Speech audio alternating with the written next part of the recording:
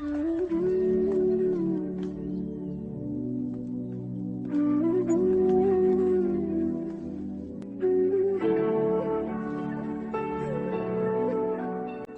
আগে একটা মেয়ে যদি ঘুরতে যেতে চায় আর যদি তার মা বাবা বারণ করে থাকে তাহলে কিন্তু সেই মেয়েটার অবশ্যই রাগ হয়ে থাকে। মাঝে মধ্যে তো আবার রাগটা প্রকাশ করেও ফেলে যে তুমি আমাকে সব জায়গায় যেতে বাধি। কিন্তু বিয়ের পরেই দেখো সেই মেয়েটাকে তার নিজের মা বাবার সঙ্গে দেখা করতে গেলে বা তাদের বাড়ি যেতে হলেও কিন্তু তার স্বামী, শ্বশুর, শাশুড়ি সবাইকে জিজ্ঞাসা করে তারপরেই কিন্তু সে তার বাড়িতে যেতে পারে। তারপরেও কিন্তু কত রাগ, অভিমান, রাগারাগি করে মেয়েটাকে বাপের বাড়ি যেতে হয়। আমাদের মেয়েদের জীবনটা কিন্তু বড্ড কঠিন। যখন মা বাবার সঙ্গে সময় কাটানোর জন্য অনেক সময় পাই, কিন্তু সেই সময়টা আমরা মা বাবার থেকে দূরত্ব বাড়িয়ে নিয়ে বন্ধু বান্ধবের সঙ্গে সময় কাটাতে বেশি পছন্দ করি। নমস্কার আমার প্রিয় বন্ধুরা, কেমন আছো তোমরা সবাই? আশা করছি যে যেখানে আছো ভালো আছো, সুস্থ আছো। আমরাও সবাই ভালো আছি তোমাদের আশীর্বাদ ও ভালোবাসা।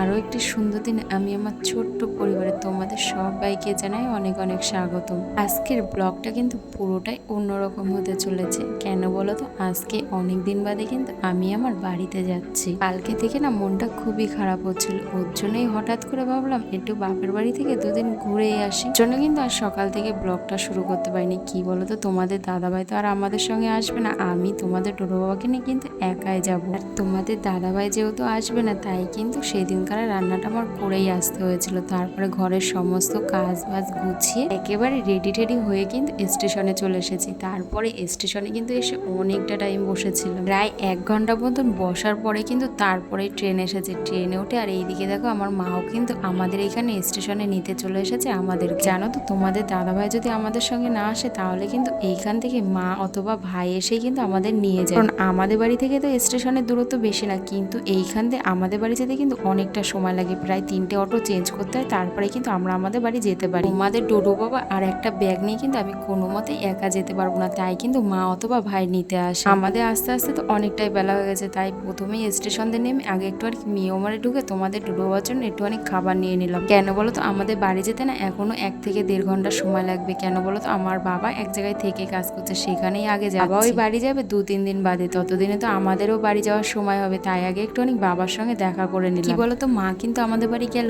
বাবা কাজের চাপে আমাদের বাড়ি যাওয়ার সময়ই পায় না। এই দেখো আমার বাবার কাজের সাইডে কিন্তু চলে এসেছে। আমাদের ডোডো বাবা ঢুকেই ওর দাদু ভাইকে পেয়ে এতটা খুশি হয়েছিল সেটা তোমাদের ভাষায় প্রকাশ করতে পারবো না। আমাদের ডোডো বাবা প্রথমে তো ভেবেছিল যে ওর দাদুকে নিয়ে তারপরে বাড়ি যাবে, কিন্তু পরে যখন জানতে পেরেছে ওর দাদু বাড়ি যাবে না, তখন কিন্তু ওর মনটা হেভি খারাপ হয়ে গেছিল। আর আজকে যেহেতু বাবার কাজের সাইডে এসেছি, তাই কিন্তু তোমাদের সঙ্গে একটুখানি সবকিছু ঘুরে ঘুরে শেয়ার করছিলাম। কেন বলো তো, আমার কিন্তু খুব ইচ্ছা আছে আমার এই বাবার কাজগুলোকে নিয়ে আমি আর একটা ব্লগ চ্যানেল খুলবো। এইসব বিষয়ে কিন্তু আমার খুব একটা নলেজ নেই, তাই আমি তোমাদের সঙ্গে ঘুরে শেয়ার করবো। আমি তোমাদের বলতে পারবো না যে কোন জিনিসটা কি। এই যে তোমাদের রুমগুলো শেয়ার করছি, এইগুলো কিন্তু একটা অফিস রুম, কিন্তু আমার বাবা কিন্তু সব ধরনেরই কাজ করে থাকে। দেখো, মুখে বললে হয়তো তোমরা বিশ্বাস করবে না, কিন্তু আমার বাবার এইসব কাজে দক্ষতা আর ফিনিশিং কিন্তু অনেকটাই সুন্দর। যদি তোমাদের সাপোর্ট আর ভালোবাসায় আমি কোনোদিন এই বিষয়ে আর একটা ব্লগ চ্যানেল খুলে আমি তোমাদের সঙ্গে তখন অবশ্যই সবকিছু ডিটেলস ভিডিও শেয়ার করব। কারণ এইসব কাজ কিন্তু 1-2 দিনের কাজ না, অনেক দিন বা মাসও ধরতে পারে। তাই কিন্তু এইসব বিষয়ে ডিটেলস ভিডিও করতে গেলে আমার একটু অনেক সময় লাগবে, যেটা তোমাদের সাপোর্ট ছাড়া আমি কোনোদিনই কিন্তু করতে পারবো না। আর আজকে বাবার সাথে দেখা করার পরে বাড়ি এসে আর ব্লগ কন্টিনিউ করতেই পারিনি। কেন বলো তো, অনেকটা কষ্ট হয়ে গেছিল। কেন বলো তো, ট্রেনে যেহেতু প্রচুর ভিড় ছিল, তাই না গেটের সামনে পুরোটা টাইমই কিন্তু তোমাদের ডোডোয়াকে কোলে নিয়ে তারপরে দাঁড়িয়ে থাকতে হয়েছিল। এতটাই কষ্ট হয়ে গেছিল, তাই কিন্তু বাড়ি এসে আর ব্লগটা কন্টিনিউ করিনি। খেয়ে দিয়ে একটুখানি রেস্ট নিয়ে এখন দেখো বিকালবেলা একটুখানি ঘুরতে বেরিয়েছি। কারণ তোমাদের ডোডোয়ার মামা বাড়ি আসার সঙ্গে সঙ্গে ওর বায়না শুরু হয়েছে, ওকে এখন ট্রেন কিনে দিতে হবে। তাই আমি আর ভাই আর তোমাদের ডোডো বাবা মিলে বেরিয়েছে ওর জন্য ট্রেন কিনতে।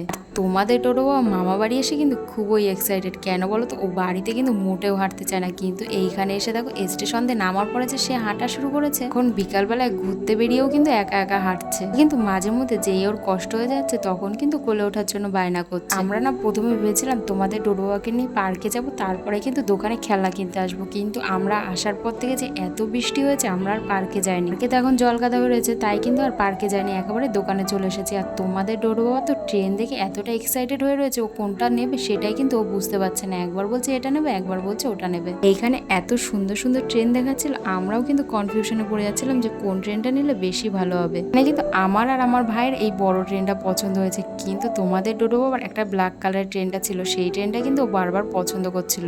লাস্ট পর্যন্ত কোন ট্রেনটা আমরা দোকান থেকে এনেছি সেটা তোমাদের সঙ্গে একটু বাদে শেয়ার করছি। আর আসার সময় না একটুখানি চিকেন চাউমিনও নিয়ে এসেছিলাম। কেন বলো তো, আমার দিদির ছেলে মেয়ে দুটোও এসেছে যেহেতু। আমি তো আমার বাপের বাড়ি এসে শুধু খাই খাই করতে থাকি, কোনটা খাবো সেটাই বুঝতে পারি না, সবকিছুই মনে কি একবারে খেয়ে নিই। এখানে তো আমার ভাইও রয়েছে আমাকে সঙ্গ দেবে বলে।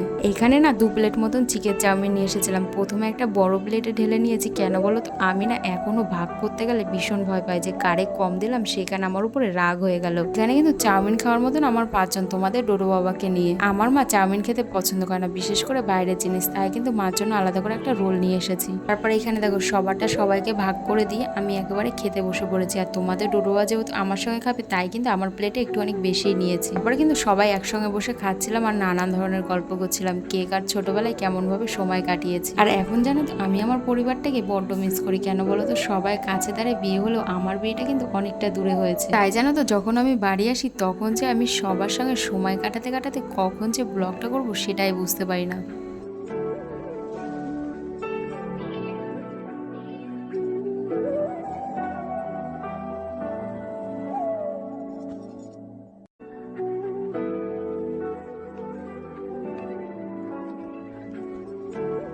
আমাদের তো প্রথমেই বললাম যে আমি বাড়িতে আসলে কখন যে আমার সময় কাটে আমি কিন্তু নিজেও বুঝতে পারি না। তাই কিন্তু কালকে খাওয়া দাওয়ার পরে আর আমি ব্লগটা কন্টিনিউ করতে পারিনি। এই ভিডিওটা কিন্তু পরের দিন সকালবেলায়, মানে ওই 2 দিন ধরে আমি ভিডিওটা কমপ্লিট করেছি। আমরা কিন্তু ঘুম থেকে উঠেছি অনেকটাই আগে, সকালের খাওয়া দাওয়াও কিন্তু কমপ্লিট হয়ে গেছে, কিন্তু বিছনাটা আর গুছানো হয়নি। বলতো তোমাদের ডোডো আর ট্রেনটা পেয়ে এতটা খুশি হয়েছে, ও সকালবেলায় ঘুম থেকে উঠেই আগে ট্রেনটা নিয়ে খাটের উপরে উঠে বসে পড়েছে। তাই ও কিছুক্ষণ খেলা ঠেলা করছিল বলে আর আমি ওকে বিরক্ত করি। এখন দেখো একেবারে খাওয়া দাওয়া কমপ্লিট করে তারপরে কিন্তু ভাবছি একটুখানি ঘরটাকে গুছিয়ে নিই। দেখো মেয়েরা যখন বাপের বাড়ি আসে খুব একটা কিন্তু তাদের কাজ করতে হয় না। আমি তো বলতে গেলে কোনো কাজই করি না, শুধু এই বিছনাটাকে গুছিয়ে রাখি আর একটুখানি ঘরটাকে গুছিয়ে দিলাম। আর কিন্তু সব কাজ মাই করে। মা সবসময় আমাকে কাজ করতে কিন্তু বারণই করে। আমার না এখানে এসে কাজ করতে খুব একটা কিন্তু কষ্ট হয় না। কেন বলো তো, সবার সঙ্গে গল্প করতে করতে কখন যে কাজ শেষ হয়ে যায় নিজেও কিন্তু বুঝতে পারি না। তোমাদের ডোডো বাবা বাড়িতে যেরকম আমি কাজ করার সময় সবসময় আমার পিছনে পিছনে থাকে, এখানে কিন্তু সেটা মোটেও হয় না। ওর মতন কিন্তু খেলাধুলা করে সবার সঙ্গে, তাই না কাজ করতে অতটা কষ্ট হয় না। এদিকে দেখো তোমাদের সঙ্গে কথা বলতে বলতে কিন্তু আমার বিছনাটাও গুছানো হয়ে গেছে। এটাকে কিন্তু একদমই আমি বেকার বেকার পরিষ্কার করছি। কেন বলো তো, তোমাদের ডোডো বাবা একটু বাদেই কিন্তু ওর খেলনা দিয়ে একেবারে বিছনাটাকে নোংরা করে ফেলেছিল। বিছনাটা গুছিয়ে নিয়ে এখন দেখো নিচে অনেক জামা কাপড়, তারপরে তোমাদের ডোডো বাবার খেলনাগুলো যে নিচে ফেলেছিলাম সেইগুলো কিন্তু পাতানো রয়েছে। এখন এইগুলোকে গুছিয়ে নিয়ে তারপরে কিন্তু ঘরটাকে ঝাড় দিয়ে নেবো। কিন্তু সকালবেলায় আমরা যখন সবাই ঘুমিয়েছিলাম তখন কিন্তু ঘরগুলো ঝাড় দিয়েই রেখেছিল, কিন্তু তারপরে যেহেতু এতটাই নোংরা করে ফেলেছি তাই কিন্তু এখন আবার ঘরটাকে গুছিয়ে নিয়ে ঝাড় দিতে হবে। না বলো তো, তোমাদের ডোডো ওই বাড়িতে থাকুক আর এই বাড়িতেই থাকুক, ও কিন্তু ওর খেলনা দিয়ে প্রচুর ঘর বাড়ি নোংরা করে। কিন্তু আমি আমাদের বাড়িতে আসলে মা বা আমি দুজনে মিলে কিন্তু ঘরে 2-3 বার করে ঝাড় দিয়ে নিই, যাতে ঘরটাকে একটু অনেক পরিষ্কার করে রাখা যায়। তোমাদের ডোডোবার খেলনার সঙ্গে সঙ্গে কিন্তু মাদের কিছু জামা কাপড়ও ছিল, তার মধ্যে কিছু কিন্তু ধুতে হতো, আবার কিছু জামা কাপড় ভাঁজ করে কিন্তু আলমারিতে গুছিয়েও রেখে দিয়েছি। তারপরে দেখো ঘরটাকে একবারে ভালো করে ঝাড় দিয়ে নিচ্ছি। দেখো আমি আমার বাড়িতে যখন ক্যামেরাটাকে সেট করে রাখি না কোনো জায়গায় ভিডিও করার আগে, সেটা কিন্তু আমার জানা থাকে যে এইখানে ক্যামেরাটাকে সেট করে রাখলে আমার সুবিধা হয়। কিন্তু আমি বাড়িতে এসে না বুঝতেই পারছি না আমি ক্যামেরাটাকে কোথায় রাখলে সুবিধা হয়, তার জন্য না ভিডিওটা একটু অনেক এদিক ওদিক হয়ে যাচ্ছে। এখানে দেখো আমি সবে মাত্র ঘরটাকে কিন্তু একদম গুছিয়ে নিয়ে তারপরে ঘরটাকে ঝাড় দিতে গেছিলাম, কিন্তু তোমাদের ডোডো তার মধ্যে ঘরটাকে ঝাড় দিতে দেখি এখানে এসে বোতল টোতল সবকিছু ফেলে রেখেছে। মানে তোমাদের ডোডো বাড়িতে বসে তো কখনো সুস্থ থাকে না, আর এখানে এসে তো আরো বেশি দুষ্টুমি করছে। কি বলবো, এইখানে মামা বাড়িতে এসে তো যা খুশি করছে, আর আমি যদি কিছুতে বারণ করতে চাই তাহলে তো আমার মা এসে উল্টে আমাকে মনে হয় মেরে দেবে। তাই কিন্তু তোমাদের ডোডো দুষ্টুমিটাও একটু বেড়ে যাচ্ছে। আর এইখানে দেখো আমার মা পুরো 1 ডেচকি ভাত রান্না করেছে। কি ভাবছে এটা কি শুধু আমাদের জন্য রান্না করেছে এতগুলো ভাত?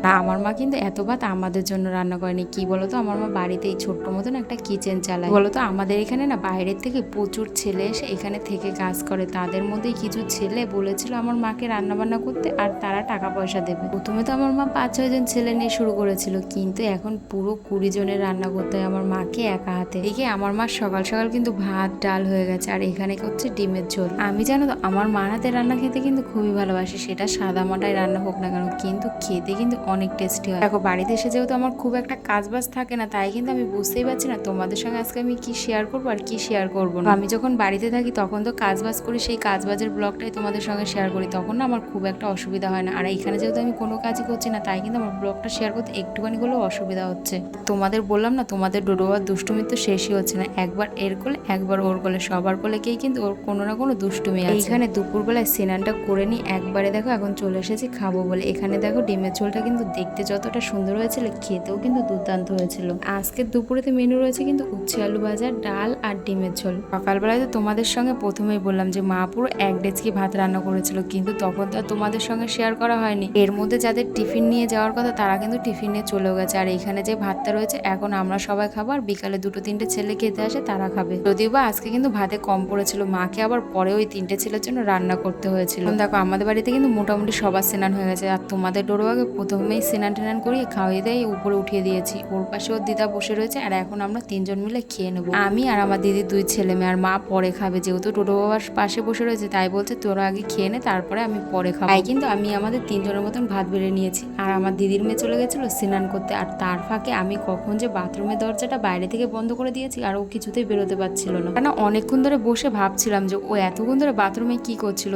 তারপরে যখন ওকে ডাকি তখন আমরা গিয়ে বুঝতে পারি যে আমরা তো ওকে বাইরের থেকে বন্ধ করেই দিয়ে এসেছি। পরে কিন্তু আমার দিদির মেয়ে স্নান করে আসার পরে একবার ওকে ভাত খেতে দিয়েছি, আর ও যেহেতু ডাল খাবে না একেবারে ডিমের ঝোল দিয়ে দিয়েছি। আমিও কিন্তু ডালটা খাইনি, তো আমি খুব একটা খেতে ভালোবাসিনি, আর তার সামনে যদি এত সুন্দর ডিমের ঝোল থাকে তখন আর কার ডাল দিয়ে ভাত খেতে ইচ্ছা করে। কিন্তু একেবারে ডিমের ঝোল নিয়ে ভাত খেতে বসে পড়েছি, আর সত্যি বলছি ডিমের ঝোলটা এতটা টেস্টি হয়েছিল এখন পর্যন্ত মুখে লেগে রয়েছে। এখানে সন্ধ্যেবেলায় ঘুম থেকে ওঠার পরেই এখন আমি বানিয়ে নিচ্ছি চিকেন পকোড়া। আজকে হঠাৎ করে সন্ধ্যেবেলায় চলে এসেছিল আমার একটা দাদা, মানে আমার মেজো পিসির ছেলে। আমার দাদার শ্বশুর বাড়িও কিন্তু এইখানে, ও শ্বশুর বাড়ি ঘুরতে এসেছিল, সেই ভাগেই কিন্তু আমাদের বাড়ি একটু অনেক বিকালবেলা এসেছিল। যেহেতু ওর ছেলে মেয়ে নিয়ে এসেছিল, তাই মা বলে একটু অনেক চিকেন পকোড়া বানা, হুড়ো তাড়া করে পকোড়াটা ভাজছিলাম। যেহেতু ওরা আবার একটু বাদে বাড়ি চলে যাবে, তাই কিন্তু আর তোমাদের সঙ্গে পুরোটা শেয়ার করতে পারলাম না যে কিভাবে বানিয়েছি।